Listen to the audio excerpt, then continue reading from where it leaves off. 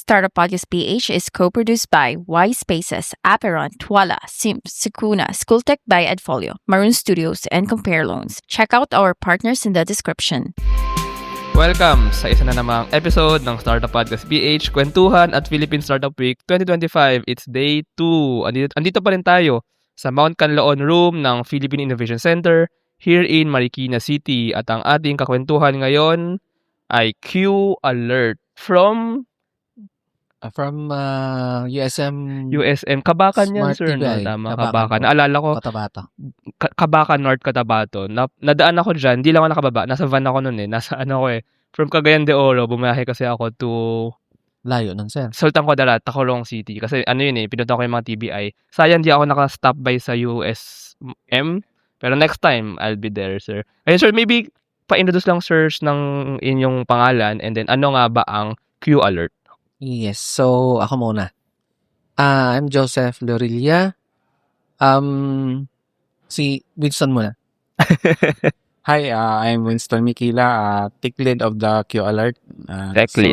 Q Alert is for emergency alert and incident notification, and easy for resident to report an incident. Sige, kayo, sir, Joseph. Yes, ang Q Alert is, yun na nga, it's an incident and disaster incident reporting system, no? So, ibig sabihin, pag meron kayong mga insidente, like for example, may mga nabanggaan, may flood, may fires, and lahat ng mga incidents.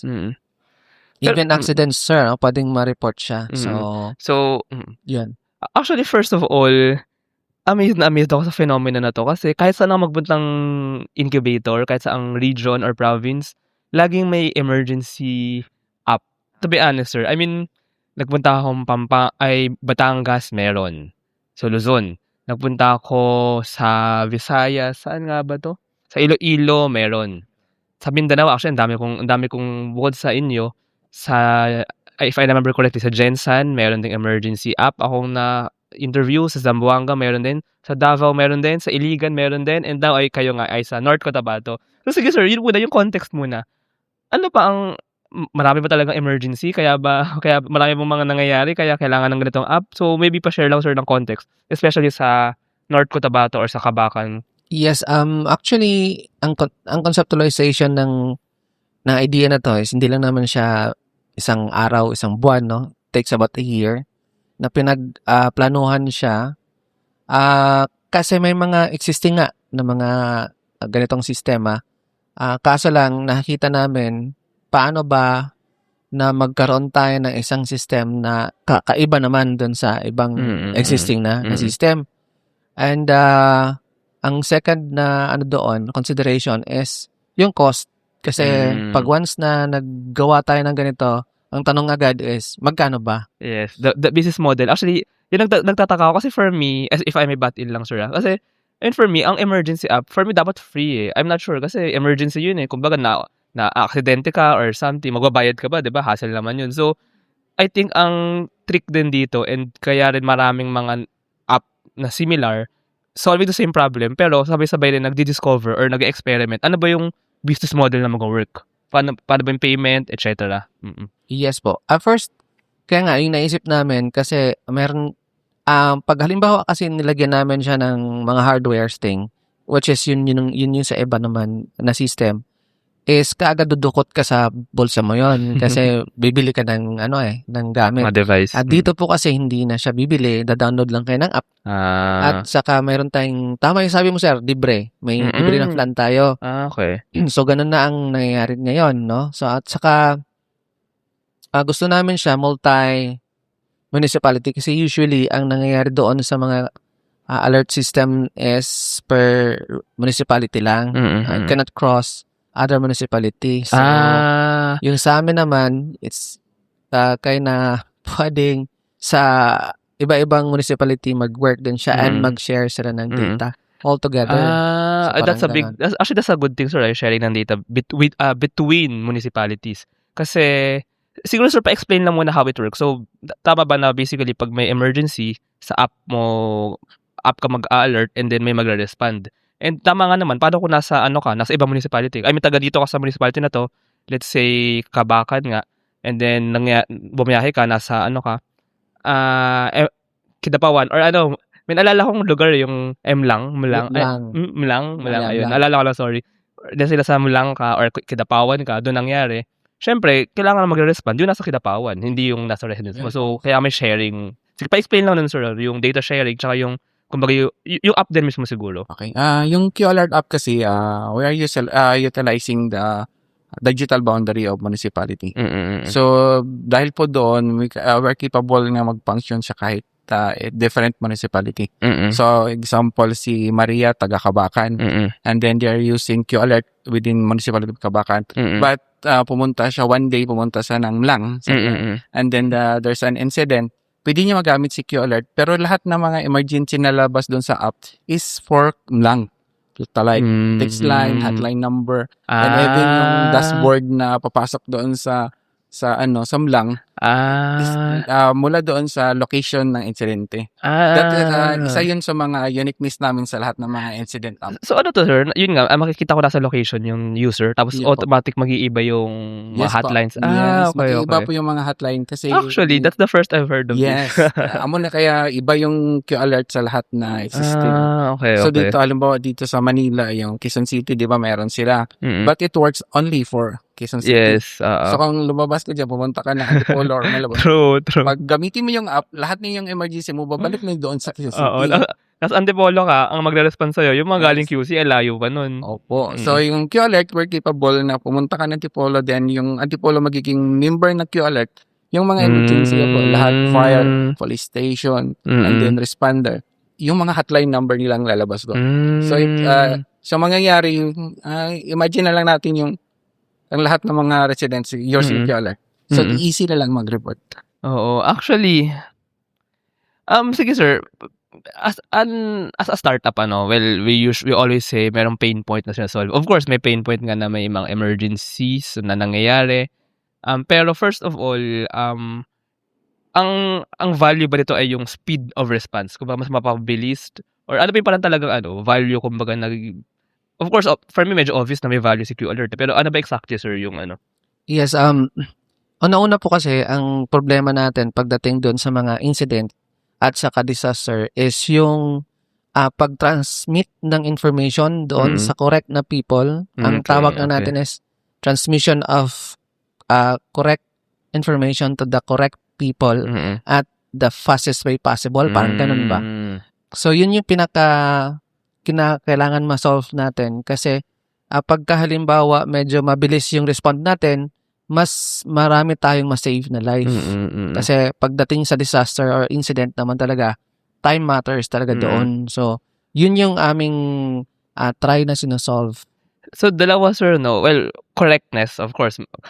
Fast ka nga, pero mali naman yung mali naman.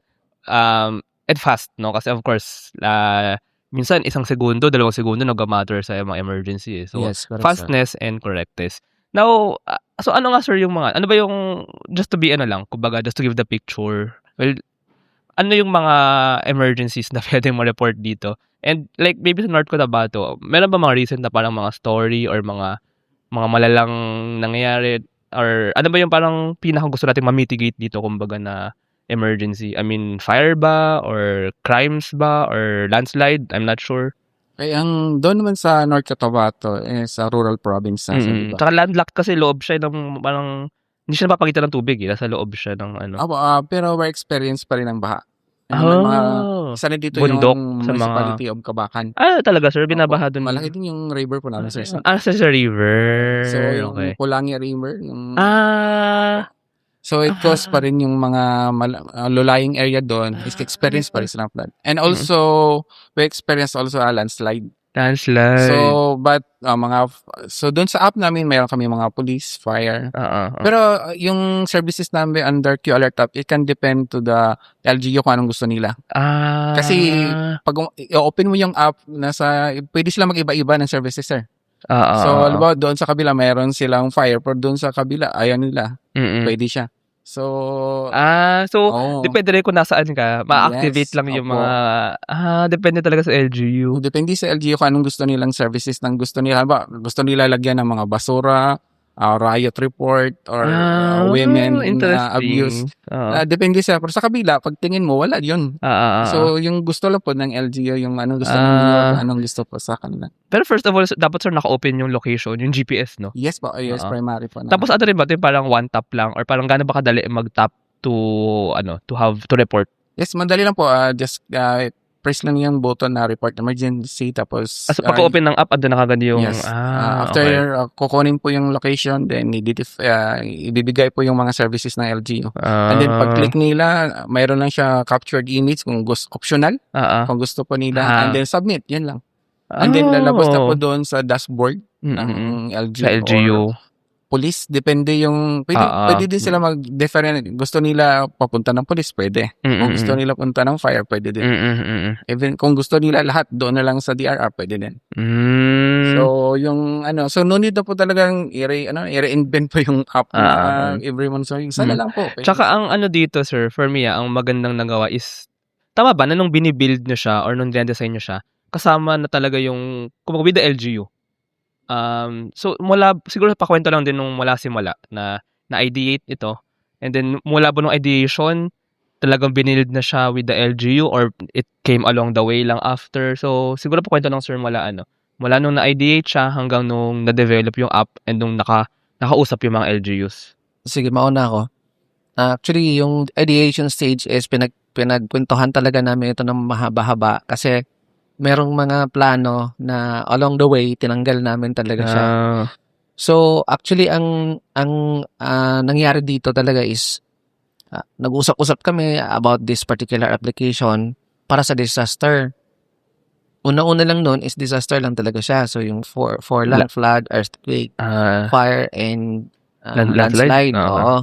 Then after that sabi ko, why not make it na lang na tawag nito generic. Lahat na lang ng mga alerts whether public or LGU or government or private. Kasi pwede naman siya sa private malagay.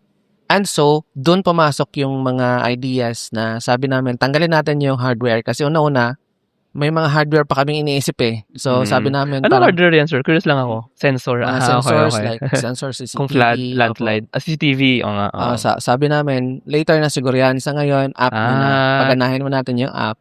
Kasi, ang importante dito is meron tayong tinatawag na baseline kung paano tayo mag-go forward. Pangalawa is, naisip din namin about the community. Kasi usually ang nangyayari pagka-reporting kasi is that ang nagre-report is most likely mga tanod. Yung nasa nasa barangay tanod o kung sino man yan ang kanilang pinagsabihan. Dito kasi we empower the community also to report kasi ang sila talagang nakakaunang nakakita. Usually ang ginagawa ng community is punta sa Facebook, mag-live, tsaka mag-post. Actually, diba? Tama nga, sir, kasi yun yung nangyayari ngayon somehow eh. Nag-FB live, Twitter, na hindi naman nakarating kagad sa LGU. Ito at least, parang same din na response ng tao eh. Citizen response eh. Pero ito, diretso na sa LGU through the app. No? So, somehow same behavior siya. Ilalagay niya na ng tamang direksyon, kumbaga. Yes po. Ang app po namin, dalawa kasi yun, meron kaming tawag na newsfeed. Which is, since sabi namin, multi-LGU po yung capacity. So, nag-add kami ng isang feature sa newsfeed. Lahat po ng mga municipality, in case meron silang announcement, warning, and then incident sa kanilang municipality, pwede nila ipasok doon sa aming newsfeed. Which is, yung mag-benefit talaga yung community. And then, ang one thing maganda doon is trusted ko yung information. Kasi so, walang fake doon. Kasi yung source sa LGU. Yes. Ang galing. Actually, ang galing na yung newsfeed. I mean, parang mga 5+ na ngayon na kausap ko na ganito. Pero, it makes sense na may newsfeed. Yes po. May emergency tap. Response. Tapos may newsfeed nga rin. Yung mga lumalabas sa cellphone minsan na pag may bagyo, typhoon warning, flood warning, landslide warning. So, pwedeng doon ka rin mag-abang sa app. Yes po. So, paano na siyang, na nga rin, somehow, Twitter, Facebook, Twitter, na may emergency response. Galing. Yes. Sir, pag pumunta akong Kabakan, no, yung USM, mag-longer podcast tayo, sir. At saka ipakita natin yung app, demo natin. Yes, sir. Siguro next time. Ano po? Ngayon siguro lang tayo, mas kwentuhan style muna tayo. Anyway, sir, sige, do you have anything to add? Ayun na naman po, ang isang use case kasi ng app namin is that, for example, you are traveling from one municipality to the other municipality. Like for example, you are from Quezon City, punta ka ng Marikina.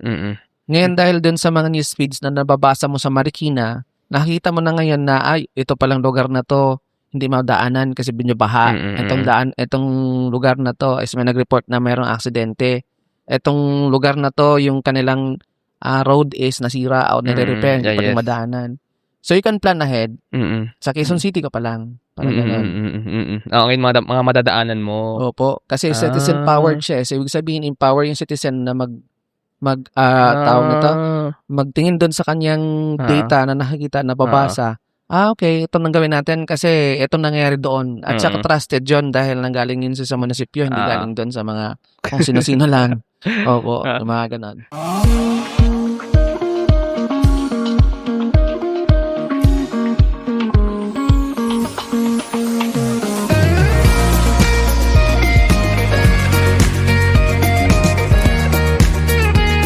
Trust the digital future with Twala. Secure and tamper-proof digital signature. Electronic notarization service. And custom AI agents for intelligent document workflows. Visit twala.io to learn more. In today's digital world, your organization needs more than just technology. It needs a strategic partner. At Symph, we build web and mobile apps that drive innovation for startups, enterprises, and organizations worldwide. Visit symph.co today. Protect your assets from bugs before bad hackers exploit them, and launch your products seamlessly with Sukuna, your trusted partner in cybersecurity. Receive reports in real time and work with security experts to find bugs in your products before others do. Let's make your security our priority. So ngayon ba, sir, ang plano nyo is sa North Cotabato lang or even Kasi for example, kayo nga, from North Cotabato kayo, right, sir? No? Pero nag-fly in kayo dito sa Manila. So, sa ngayon ba, North Cotabato lang muna yung municipalities and LGUs na katrabaho nyo or plano nyo rin eventually na anywhere in the Philippines? Or maybe Mindanao or sa Soxcargen, maybe? Yes, sir. Actually, meron na kaming nakausap sa... Actually, nationwide to, sir. Pwedeng kahit saan to. Oo nga, actually, ako, I agree. Kasi pa may nakausap na rin kami sa Davao, isang barangay, and they're waiting na lang sa amin doon pagbalik. And also sa yung ibang LGUs din doon sa province ng Cotabato, meron na din kaming nakausap. Actually, nationwide, sir, pwede, kailangan lang talaga natin ng proper setup, communication, kasi kailangan namin mag-setup din for example, dito sa Marikina, so kailangan din namin makita yung mga boundaries. Setup namin yun. Pero kami nang bahala doon, sir. Walang bayad dyan. Pero hindi, ang dami nga, ang laki nga, no? I mean, kung buong Pilipinas, parang hindi muna. I mean, for me lang. I mean, of course, that's the vision. Pero kung operation, siguro muna. I think Soxcargen and Davao region muna. Yes. Kasi para mas madali i-operate muna. What do you think, sir? Okay naman na ma-scale up siya kahit nationwide. Kasi naka-SaaS naman siya. Ibig sabihin, naka-cloud-based po yung platform natin. So, ang technical kailangan natin is more on remote. Hindi naman siya kailangan na nandun ka. Yun yung tinanggal namin yung mga hardware, sir. Kasi pag may hardware ka talaga, puntahan mo talaga yun. Ang kailangan lang naman yung locations, yung parang mapa, yung mga hotlines. Hotlines. And then, makonect mo lang yung app dun sa may LGU. Yes po. Even if remote nga kayo, yung office, okay lang. Oo nga naman. Yung architecture po namin is software as services. Yes. So, naka-cloud-based po yung technology po namin. So, access na lang po sila through their computers. And then, yung download na lang nila yung community, yung mobile app, which is available sa Play Store. By the way, sir, 2 questions. First, yung operation nito. So, first, yung business model. So, paano ito, ang business model nito? Kasi yun muna tayo, sir. Doon tayo. Kasi, of course, maganda to mangyari pero kailangan siya ma-sustain, kailangan hindi siya kumbaga 2 years lang, kailangan siya So, and I believe it's a business model that will sustain this. So, paano nga ba yun, sir? Yes. First is the business model. Meron tayong, actually, pinag-isipan din namin to, no? Pinagdebatihan din namin to tumatagal. Kasi, syempre, pag nag-operate ka ng ganito, kailangan mo mag-invest. Hindi naman pwedeng walang investment. So, ang nangyari is, meron tayong 3 business model. Number 1 is, meron tayong free. Yun ang sinasabi ko kanina. Meron tayong premium. Mura lang yun, sir. Nasa 150,000 per year lang yun, subscription. For an LGU? For an LGU. Pero depende po kasi sa LGU yun, sir. Iba, Marikina. Malaki kasi masyadong Marikina. So, more likely, ang nare-recommend District. namin is per district siya and then per barangay. Para mas matutukan naman talaga siya. Pero ano sir, I mean kung barangay, yung ibang mga barangay walang hospital, walang ambulansya, walang, I think may police station naman ata. Pero for baka I'm not sure. Yes, Pero sir. parang I see this sa city level. Pwede. Actually, sa barangay na pinuntahan namin, sir, kompleto sila eh. Meron silang police, meron silang fire. Pero hindi naman lahat. Tama mo sir. Hindi naman lahat. Yung pinuntahan lang namin last time, meron talaga sila kompleto. That's why gusto nila yung application. Oo nga. Yun po. Tapos, 150,000 per subscription Parang per pasok yun year. sir sa budget nila. Ay pag inisip ko lang so parang B2G nga ito no, business to government, to LGU actually, B2LGU. And I think yung budget nila for mga disaster response, ganyan, ay malaki naman eh. So, Sobrang late lang ng 150,000, sir. Maliit lang yun masyado, per sir. year yun per year. Per year po. So, yun po yung, yun yung pong business model namin. And of course, sir, pagka halimbawa medyo may community na tayo, later on, papasok na rin yung ibang mga business model na pwede natin gawin. Mga individual, ano ba yan? Or yung mga individual sponsors, may mga gusto tayo sponsor, parang mga magpa-advertise, parang gano'n. So, pwede sila na rin Red Cross, papasok. mga ganyan. For example. Opo. Okay. Mga NGOs na pwede naman. NGO, yes. Pwede naman. Kung ano yung pwedeng maging suitable sa kanila at ano yung maging tulong nung app sa kanila. So, pwede naman na yun. Doon na tayo papasok yung ibang business model na case. So, we're just trying to build community for now. Kasi the more community we have, siguro, yung subscription ng LGU is talagang mura yun. And for example, meron tayong 10,000 say community members. So medyo malaki-laking na rin yun, infrastructure na rin yun na magagamit. So yun, kailangan natin mag-isip na ano pang mga business model na pwedeng makasustain nung project. Galing. I'm excited na mangyari to, magawa to. And ayun sir, hopefully tayo nga part 2 na podcast pagpunta akong Kabakan, punta akong North Cotabato. Gusto ko talagang bumaba nun dun eh kasi parang okay din siya explorein yung hindi siya ganun kalakihan na city pero parang okay din makita yung around that place. Anyway sir, so question, paano ba kayo nag-meet nga yung team? From USM talaga kayo? No sir, kami dalawa kasi magkaibigan na kami matagal na. So parang friend na kami for how many years, ganun ba? Then may mga projects, IT people din kasi kami. So ibig sabihin may mga projects kami together. Kaya naisip namin yun na medyo mahirap pag mayroong mga hardware. Ulit-ulitin ko to sir. Kasi nag-i-install din kami sir. Meron din kaming hardware na ginagawa. Meron din kaming hardware na ini-install. At alam po namin yung pain talaga nun. So sabi namin, tanggalin natin yan kasi ulit tayong workforce. So sabi natin, pwede na yun na kahit tayo na lang muna mag-work or remote lang siya. Doon na lang tayo mag-focus. Kaya nagawa tong idea na to. So, IT people talaga kayo. And ngayon ba, sir, in part ba kayo ng sa US Smart? Yes po, TBI. Okay, so naging part kayo ng TBI. Shout out. So, hopefully, baka usap natin ang US Smart TBI. Sige, sir. I-recommend ka namin. Marami pang mga doon, sir. Maraming startup doon, sir. Bisita ako dyan. Pero ano pinang malapit na airport? Sorry, sa Kabakan. Davao na. Or Jensen gusto mo, sir? Pwede rin Jensen. Pero parang 3 hours away pa ata yun. Yun lang. Tama ba, sir? Oo. Pero mas recommend namin Davao ka na lang. Mas maraming, Oo. maraming sasakyan. Nung nagpunta akong Kidapawan, na-enjoy ko actually sa Kidapawan eh. Na-enjoy ko talaga, sir? Ay, bakit ba, sir? Medyo malapit lang kasi yun sa malapit na nga sa Kabakan. Tapos, may mga magandang restaurant sa Kidapawan eh. Na-enjoy ko din eh. Nag-stay din ako parang 2 nights dun eh. Kasi nag-ikot ako Mindanao. 2 months Mindanao ako. Naka-backpack lang ako. Nag-ikot ako. Babarko lang ako. Nag-ikot ako Pilipinas, nakabarko lang ako tsaka land eh. Hindi ako nag-aeroplano. 2 months na yun. Anyway, so hopefully makabalik nga ako dyan, sir, sa ano. Sige po. Kung magbalik kayo doon, sir, pa-inform na lang para ma-prepare din naman yung grand welcome sa Wow. doon. Opo. Kasi marami talagang startup doon, sir. Oo nga, Sabihin ko kaya po. nga, sir. Opo. Oo. Sige, sir, ito, mga ano lang, mga short questions. First, what is startup success for you? Wow, medyo deep. Parang, sige. Ako muna. Sige. Siguro ano lang, kasi sa aming solution, we really try to have ang tawag doon, try to find a solution for the community in terms of, say, disaster and incident reporting and management, no? So wala pa naman tayong management, pero reporting lang siya.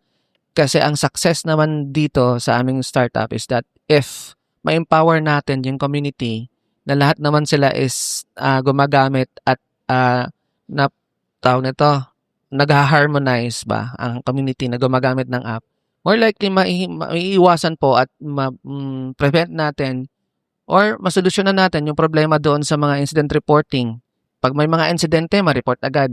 Pag may mga problema doon sa baha, flood, o di kaya kahit yung medical emergencies, pwede yun. So, makakatulong talaga siya. So, success sa amin is yung makatulong yung aming technology para doon. I'm so proud lang, sa lahat naman na interview ko, ang meaning ng startup success for you is not to profit, but to help, to Yes. give value. Actually, sir, hindi naman kasi lahat ng kailangan ng pera, no? Yeah. Pero hindi naman ipokrito na hindi natin kailangan ng pera.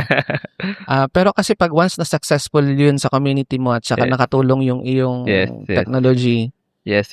papasok naman na siguro yun siya. Yes. Opo. True. Parang yun yung vision namin. Sige, may add ka, sir, or ano? Kasi ang next question is naman, what keeps you motivated? Parang, talaga ang motivation nyo? Sige, maybe ikaw naman, sir. Okay. Yung nag-motivates po sa amin yan, talaga yung sa part ng community. Kasi, we're part po ng community. So, sa North Cotabato kasi, yung minsan, ang kulang po yung for information talaga. Marami mga fake news, sir, sa mga fake news ba? Hindi sa naman. Facebook pa rin yung Facebook, most pa rin.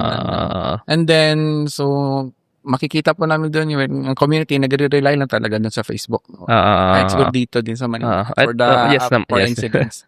So, yun nagmo-motivate sa amin. Gawin natin to para mayroon naman tayong trusted information naman.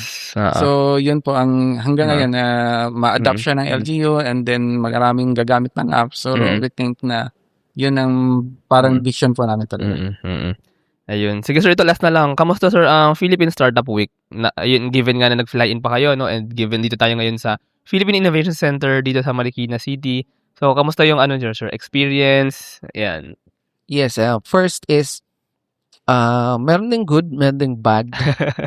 Good kasi unahin ko na lang yung ano ba unahin? Yung bad na lang. Bad na lang. Okay.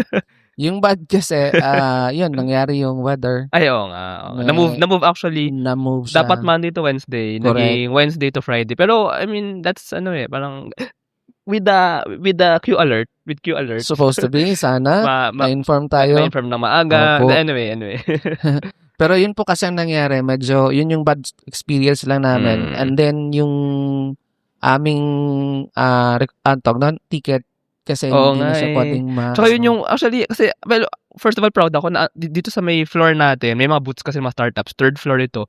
Puro mga mga nag-fly in. Pero yun nga yung naging bad thing kasi nag-fly in sila supposedly Monday to Wednesday, lipad na ngayon Thursday. Na-move yung mga booth Wednesday to Friday. So naputol sa kalagitnaan, parang karamihan, hindi man karamihan pero may mga umalis, may mga bumalik na. So, hirap ng ganun sa Pilipinas na mag-flight, tapos may mapapospone. I mean, it's a curse din ng bansa natin na may mga typhoon. So, nga po, sir. So, yun lang naman yung bad sa amin siguro. And the rest is good naman. So, the experience is good. The accommodation is good. The people who helped us dito. Shoutout natin ang Scale NCR. Thank you, sir.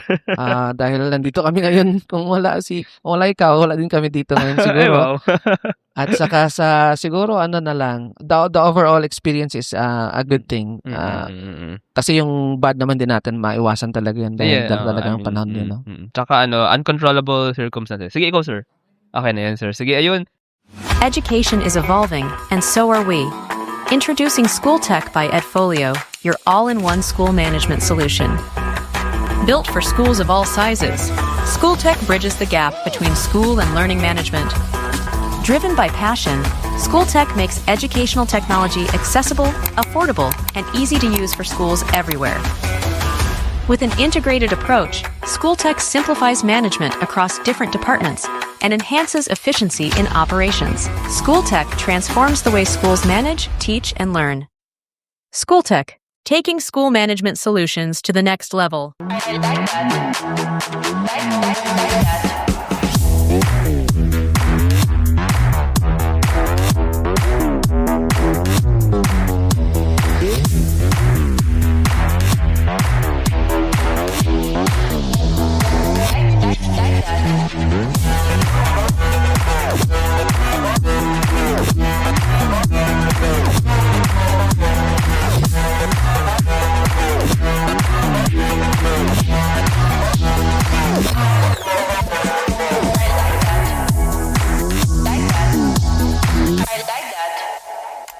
Running a business? Make it smarter with Red Circle Global.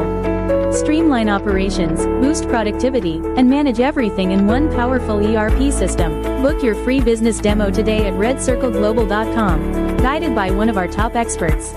Thank you, sirs, for this kwentuhan. Ganda. And by the way, baka lang sir may nakikinig na interested sa Q alert ba yun, sir?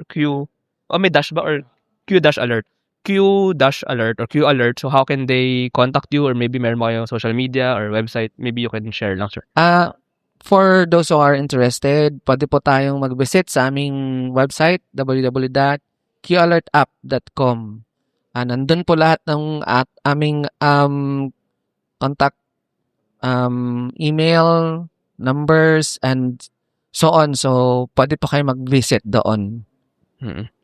Okay na yun, sir. Yun po yung Facebook po namin makikita doon sa aming website sa www.qalertapp.com. Yung app pala, sir. Mobile app ba? Yung mobile app po namin is available for Play Store. So, meron na? So, yes po. Okay. Da-download ko nga. Yes po, pwede nyo matry. And then, yung app kasi, magamit nila din kung mayroon na yung digital boundary yung isang city. Okay. Yes. So with the LGU din. With the LGU. Pala, sir. Meron na. Mayroon na indagdag sa dali na lang. Sige. Yung app kasi, sir, meron tayong mobile app at saka meron tayong command center. So, ibig sabihin meron tayong... yung for the LGU. Opo, lahat ng mga report po kasi, sir, napupunta doon sa command center. So, every time na may report na mangyayari, real time yung split second, merong mag-buzz doon sa command center with mapa. So, alam ka agad nila kung saan yung nangyayaring event or nangyayaring incident. So, yun po. Ayun. Sige, shoutout lang natin yung mga nag-comment dito. Alan Antang, editor namin siya. Laging nakikinig na live stream to eh. Hello. Tsaka Aiza Rapiz. Hello. Shoutout. Ay, kasama namin ayan, actually. May mga ayan. So, sige, thank you, sirs. Thank you. Wow, thank you. This episode is super powered by AskLex PH Academy, our official e-learning partner. Get certifications on Lean Six Sigma, project management, data science, and more. Argum AI makes smarter decisions by presenting both sides of an issue as argued by two distinct AI models. Pixel by ePlayment turn content into opportunity, grow deeper connections, and earn more. Only with Pixel. Sign up at pixel.eplayment.co. School of Profits, Filipino-led community for aspiring freelancers, VAs, agency builders, and online earners. Built to help you start, grow, and earn online together. Founders Launchpad, early stage accelerator providing venture capital funding, operational support, and mentorship. Hire Business Solution, provider of the most configurable cloud-based payroll system in the Philippines. Agile Data Solutions, the Philippines' fastest growing market insights tech company with its data gathering platform, HustlePH. SmileChecks, streamlined hiring and onboarding with automated background checks. Cloud CFO, cloud accounting service provider for business ready to grow. Cloverly, all-in-one digital platform for property developers. Body Beaties, accessible and personalized diabetes self-management application. HKB Digital Services, tech-based business tools including payroll, ticketing, and loyalty rewards. Hyperstocks, digital banking enabler for rural and thrift banks. One CFO, CFO services, bookkeeping and tax, and payroll processing for startups and small businesses. Wonder Brand, data science-driven brand strategy and design for emerging markets. DV Code Technologies Incorporated, IT solutions specializing in software development, blockchain smart contracts, digital wallets, and cybersecurity. NutriCoach, personalized nutrition and weight loss programs for you. This episode is powered by Kanzen Barley, East Point Business Outsourcing Services, Filipina Home-Based Moms, Hex Colony, Sugbudok, Algacon Aqua Feeds, Juan Alge, Grey Wolf Technologies Philippines, Pareto Consulting, Jur.ph, Big Giant Games, Pahatid PH, Wasteless PH, Tech Tribe, Uplift Code Comp, Board Prep, Sirius MD. Support the podcast through the links in the description.